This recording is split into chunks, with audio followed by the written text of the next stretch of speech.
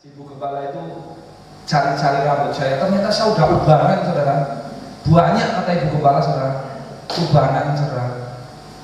Dan saya menyadari, ya memang saya udah tua, udah mau masuk 40 tahun saudara. Dan saya nggak pernah merasa hidup saya masih lama. Bukan berarti saya ingin cepat mati, bukan saudara. Tapi saya tahu waktu yang Tuhan berikan buat saya itu sangat singkat. Pengkhotbah tadi bilang 70 tahun, berarti saya tinggal 30 tahun. Itu kalau normal. Kalau sehat diberi bonus yang 30 lebih. Tapi kalau Tuhan berkehendak lain, nanti malam, minggu besok, bulan besok, 1 tahun besok. Karena di dalam Wahyu pasalnya ketika dikatakan maut di tangan Tuhan, kunci kerajaan maut di tangan Tuhan. Jadi kematian, kehidupan kita di tangan Tuhan. Saudara mau mati sekarang, mau mati besok, mau mati nanti tua mati, ya tetap mati. Jadi saya mau kasih tahu saudara malam hari ini, saudara mau pertahankan dengan cara apapun, tetap mati. Jadi saudara nggak usah dimatiin, mati sendiri. Benar nggak saudara? Benar saudara? Saudara nggak perlu dimatiin, mati sendiri. Nah masalahnya adalah saat kita diberi kesempatan hidup oleh Tuhan, apa yang saudara lakukan? Saya belajar saudara, saya terus belajar, dan saya tidak pernah mengandalkan kekuatan saya. Karena kalau saya mengandalkan kekuatan saya pasti tumbang, kalah, daging saya akan selalu keluar. Setiap hari, dari hari ke hari saya berdoa, Tuhan jangan ambil rohmu daripadaku. Karena saya butuh Roh Kudus yang selalu memimpin dalam perjalanan saya mengiring Tuhan. Makanya saya mau ajak malam hari ini untuk Bapak Ibu Saudara, engkau boleh jadi Kristen dari brojol, oek-oek Yesus langsung Kristen, sampai gede Kristen. Tapi pertanyaannya, apakah hidupmu sudah berarti, sudah menyenangkan Tuhan, sudah menyenangkan sesama? Apakah hidup kita saat Tuhan beri kesempatan saat ini menjadi berkat, nama Tuhan dimuliakan dalam hidup kita? Itu menjadi introspeksi kita pada malam hari ini. Karena saya tidak akan pernah lepas firman yang saya sampaikan selalu berkaitan dengan membangun manusia Tuhan. Mari secara cepat kita akan buka firman Tuhan di dalam Yohanes pasalnya yang ke-11, maaf, Yohanes pasalnya yang ke-15. Saudara pasti tahu bahwa orang Kristen yang hidup di dalam Tuhan itu harus berbuah. Yohanes pasal yang ke-15, saya undang bangkit berdiri, kita akan membaca ayatnya yang ke berapa ini? Yohanes pasal yang ke-15, kita baca ayatnya mulai haleluya, mulai yang ke ayat pertama sampai ayat yang ke-8. Pokok anggur yang benar. Jadi saudara harus menyadari hidup ini adalah kesempatan. Sudah ketemu semua? Mari kita baca bersama-sama Yohanes pasal 15 ayat pertama sampai dengan ayat yang ke-8. 1, 2, 3. Akulah pokok anggur yang benar, dan Bapakkulah pengusahanya. Setiap ranting padaku yang tidak berbuah dipotongnya, dan setiap ranting yang berbuah dibersihkannya, supaya ia lebih banyak berbuah.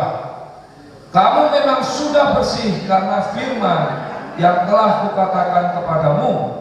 Tinggallah di dalam aku, dan aku di dalam kamu. Sama seperti ranting tidak dapat berbuah dari dirinya sendiri kalau ia tidak tinggal pada pokok anggur. Demikian juga kamu tidak berbuah jikalau kamu tidak tinggal di dalam aku. Ayat yang kelima, akulah pokok anggur dan kamulah ranting-rantingnya. Barang siapa tinggal di dalam aku dan aku di dalam dia, ia berbuah banyak. Sebab di luar aku kamu tidak dapat berbuat apa-apa. Barang siapa tidak tinggal di dalam aku, ia dibuang keluar seperti ranting dan menjadi kering, kemudian dikumpulkan orang dan dicampakkan ke dalam api, lalu dibakar. Jikalau kamu tinggal di dalam aku dan firman-Ku tinggal di dalam kamu, mintalah apa saja yang kamu kehendaki dan kamu akan menerimanya. Dalam hal inilah Bapa-Ku dipermuliakan, yaitu jika kamu berbuah banyak, dan dengan demikian kamu adalah murid-murid-Ku. Haleluya. Silakan duduk. Terima kasih. Dari pembacaan firman Tuhan pada malam hari ini di dalam Yohanes pasal 15 ayat yang pertama sampai ayat yang ke-8, jelas di situ Tuhan Yesus memberikan satu perumpamaan, orang Kristen harus berbuah. Saudara lihat konsekuensi atau akibat kalau orang Kristen tidak berbuah. Saudara bisa melihat di ayat yang kedua, setiap ranting padaku yang tidak berbuah, diapain saudara? Dipotongnya. Dan setiap ranting yang berbuah dibersihkannya, supaya lebih banyak berbuah. Ayat 6, penekanan agak mengerikan. Barang siapa tidak tinggal di dalam aku, ia dibuang keluar seperti ranting dan menjadi kering, kemudian dikumpulkan orang dan dicampakkan ke dalam api, lalu dibakar. Saya nanam pohon mangga di depan sana, tapi bukan saya yang nanam omanya Ibu Gembala. Ya, benar ya. Terus itu pohon saudara ya. Di sini saya sudah 2 tahun saudara. Saya bingung saudara, pakai cara bagaimana biar pohon ini berbuah. Padahal pohon itu sudah ditanam berapa tahun Ibu Gembala? Oh, Om Filipus yang tahu. Berapa tahun? Berapa tahun Om Filipus pohon itu tumbuh? Hah? 5 tahun. Wow, 5 tahun pohon mangga itu dari biji menjadi bibit, menjadi pohon besar-besar dan rimbun bunganya. Buahnya nggak ada. Saudara tahu, waktu itu saya berdoa, saya ngomong sama Ibu Gembala, "Mah, kalau buah mangga ini nggak berbuah-buah, tak potong." Kenapa? Nyumpek-nyumpeki. Nanti saudara nyumpek-nyumpeki? Bikin singup, bikin rimbun. Takutnya nanti ada binatang-binatang yang tidak baik. Terus Ibu Gembala bilang begini, "Jangan dulu apa, ya udah saya beri kesempatan, saya doain dalam nama Yesus, hei pohon," saya perkatakan firman, karena saya percaya firman itu berkuasa. Amin. Apa yang kita katakan dengan iman, itu yang terjadi. Saya berdoa, hei pohon mangga, kalau kamu nggak berbuah, besok tak potong. Kalau mau berbuah, berbuah. Kalau nggak berbuah, besok tak potong. Pohon juga ngerti loh saudara. Waktu saya doain, tahu-tahu keluar tuh bunga saudara. Benar saudara, bunga, berbunga banyak saudara. Kanan kiri Om Filipus kasih tahu saya, wah bagus berbunga. Wih bener ya. Wah berarti pohon ini ngerti ini kuasa firman dahsyat saudara. Begitu lama dia keluar saudara, jadi buah kecil-kecil kan saudara ya. Dari bunga kan jadi buah ya saudara ya. Tumbuh itu ada berapa biji ya Om Filipus? Ada berapa biji ya? Pentil-pentil itu saudara, wah saya udah senang. Haleluya, berarti pohon ini nggak jadi saya potong, nggak jadi saya buang ke sampah, nggak jadi saya bakar, karena waktu itu di depan masih ada sampah. Jadi kalau Om Filipus dapat sampah dikumpulin, taruh situ, dibakar. Saudara tahu apa yang terjadi? Saya tungguin, setiap hari saya amat-amatin, sampai saya katakan tumbuh dalam nama Yesus, tumbuh. yang agak aneh saudara, tapi saya berkatakan iman nggak apa-apa, kan yang baik saudara ya. Dia tambah gede-gede saudara. Hari 1 minggu kemudian rontok saudara. Bunganya rontok semua. Lah, kok rontok pemilikus? Tenang kata dia. Kenapa? Ada yang tumbuh satu gede segini, satu dua saudara. Itu di ujung kalau buka pintu kena bueng gitu ya. Satu disayang-sayang, potek juga saudara. Wah, saya akhirnya menyerah. Saya bilang begini, saya potong aja udah mah. Tapi Ibu Gembala sama Om Binus bilang, jangan, ya udahlah, karena kemurahan dari Ibu Gembala, pohon itu nggak saya tebang, masih ada kesempatan. Siapa tahu bulan atau tahun depan dia berbuah. Tapi kalau di tahun 2021 saya kasih deadline, bulan 6 nggak berbuah, bener-bener tak potong. 6 bulan loh, saya kasih kesempatan loh, nggak berbuah, tak potong. Nah, firman Tuhan yang disampaikan di dalam Yohanes pasal 15 ayat yang pertama sampai ayat yang ke-8 itu gambaran orang percaya. Setiap kita yang duduk di sini beribadah kepada Tuhan, Tuhan mau kita berbuah. Apa yang Tuhan mau kita hasilkan, apa yang buah-buah yang Tuhan mau kita hasilkan setiap hari. Apa saudara? Buah kebenaran. Saudara, firman Tuhan katakan seperti ini, atau misi gereja kita membangun manusia rohani. Secara otomatis hidup kita dalam pimpinan Roh Tuhan. Kalau kita hidupnya dipimpin oleh Roh Tuhan, maka buah yang dihasilkan adalah buah-buah roh. Nah, saudara harus mengerti, buah-buah roh itu ada di dalam Galatia pasal yang ke-5 ayat yang ke-22 sampai 23. Tuhan mau kita berbuah. Kenapa? Saya pernah sampaikan di grup WA, karena berbuah itu salah satu tanda atau ciri orang Kristen yang dewasa. Haleluya. Saudara dewasa di dalam Tuhan. Haleluya. GPD ketemu nih. Beneran. Saudara, sampai hari ini saya masih terus belajar. Tapi saya rindu, saya dewasa di dalam Tuhan. Karena itu adalah bekal, harta yang hangat dan karena tidak bisa mencuri dan merusaknya.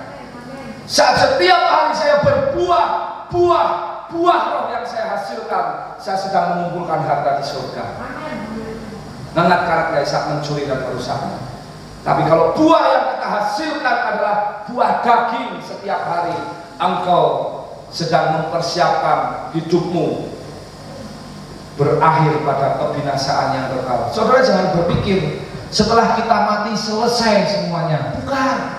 Alkitab jelas berkata, justru saat kita meninggalkan dunia, tubuh yang fana ini sudah tidak berdaya dan harus mengakhiri di dunia. Saudara pikir selesai? Bukan, itu awal kehidupan yang sebenarnya. Hidup dalam kekekalan atau hidup dalam kebinasaan yang kekal.